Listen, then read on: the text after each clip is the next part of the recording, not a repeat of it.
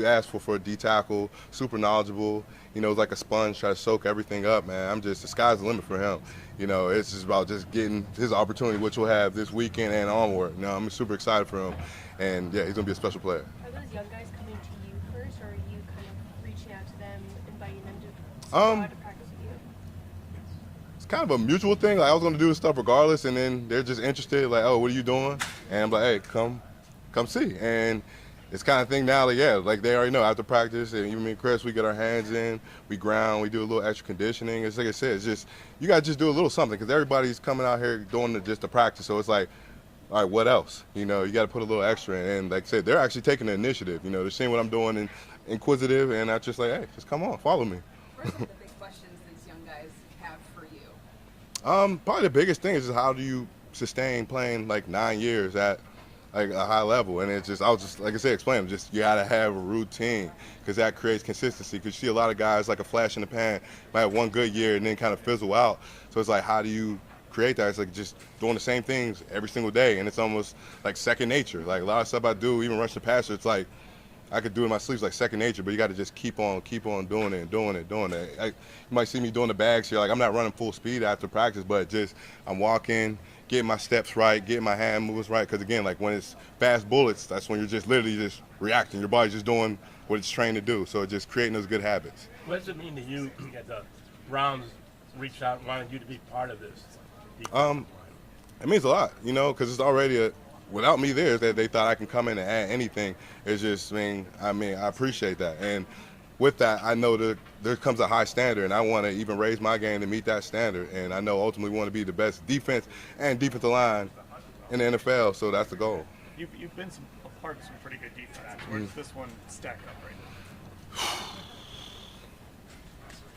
It's hard, man. There's so much talent. There's talent everywhere, and I don't want to speak too soon because, again, we still have to put the work in. We still have to go out there and play those games. We still got a long camp to go. And, I'll say this definitely, if not the most talented roster I've been a part of, but we still got to go take it day by day and do the work to become that. Quick one, Jim Schwartz has a reputation for elevating defensive tackles to even greater things. So what is the next greater thing for you? You come out with a pretty good year. Do better because my year got cut short last year, tore my groin, so I only played, 13 games. So to do better than that, I want to get 10 sacks. I know I have the 10 sack abilities. I want to be a 10 sack guy, and so I want to go do that. And this is the defensive scheme to do it. Schwartz, he loves defensive linemen, always puts us in position to make plays. We always have an aggressive mindset, and he uses my skill set, which is my athleticism. So, I'm excited for the opportunity. Quinton, off of that, you talk about some of the great defenses you played for in the past. You've also played with a lot of great just other defensive linemen, defensive ends, pass rushers. What is it like lining up next to Myles, Garrett today and watching? I knew that was coming. He's a freak. I've been around some special guys who even had crazy work ethic and just were talent, but his talent is I never seen anything like it. A guy that big, moving that fast, can bend like he can, and not only is he a freak, but he's intelligent, super high football IQ. He was made in the lab. He's lit. Yeah, it's insane. It's insane. It's definitely insane. Quinton, this isn't your father's training camp these days. Teams are trying to protect their players, get to week one. Yeah. A lot less live contact than used to be. You were talking about how you like going through the bags after practice, even if you're not full speed. Yeah. How does not full speed make you, though, a better player and prep you for when the live bullets start? Ultimately, it keeps you fresh, but with that, you have to take it upon yourself because when you do have those opportunities, every opportunity counts. And I know I really have to focus in and make sure, like I said, I get an opportunity to go out there and put pads on. I got to make those reps count because there's only few and far between. So guys just have to, just take it upon themselves to do a little extra work, a little extra cardio, because we might not be running as much, and just be smart. Like I said, still do your part, and with that, you still got to do the stuff to take care of your body. But yeah, like I said, just being really intentional and really detailed with your work. When as you've gotten to know Jim's defense and kind of gone through these early days of training camp and Yeah. season, what has stood out about this defensive scheme and just how you've learned as you passed? Man, they get after it. I feel like we're always attacking. like I said, and just the plays are the plays, but really it's just like, man, there's some special guys on that defense who want to be great. And I mean, I just love that, and it excites me, gets me energized, and like I said, I just want to be a part of that, And yeah, we got a special group, definitely a special group. How curious are you to see what that D-line looks like when everybody's healthy, right? You get Dalvin back and Shelby's here, all those guys together. Definitely interested because I know like we all kind of played together. I mean, I played with Shelby in Seattle, so I already know what type of player he is, but. No, I said it's going to be great to get everybody together, out there working together, because, again, you got to feel how guys rush. That's a big aspect, just playing with guys, just seeing what they do, because you kind of can play off them, even see how guys play the run, because you got to be able to fit off guys, play off guys. So it's definitely going to be critical. Like I said, when we get some days on the field all together that, like I said, just got to make them count, before the live bullets. As training camp has continued and the preseason games right around the corner, a couple days away, have you felt a growing intensity out there on the fields? Definitely it's been picking up more. Like I said, especially the more padded days. Even today we have pads on. I expect a high intensity day.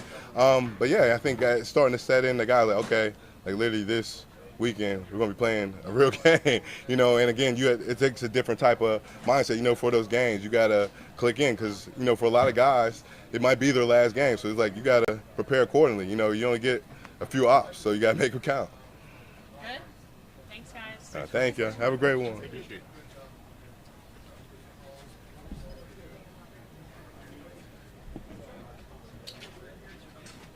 Hey guys, we have Cedric. It's good, Joe. Hey, Sid. How are you? Good.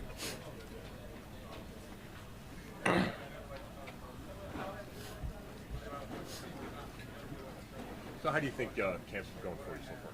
I think it's been going good. Just focus on trying to get better each and every day, paying attention to the details, and glad to be out here with my guys. Cedric, when we talk to folks in the organization, they seem to really set the bar high for you. They seem to expect a lot of you this year as far as growth goes. Have you felt that, and just where do you think you've grown the most in your second training? Yeah, just trying to take them one day at a time. Obviously year 2, more comfortable than year 1. So, just learning on things from last year and just trying to be a better player for the organization. What's something that you've been able to do to kind of grow in that area?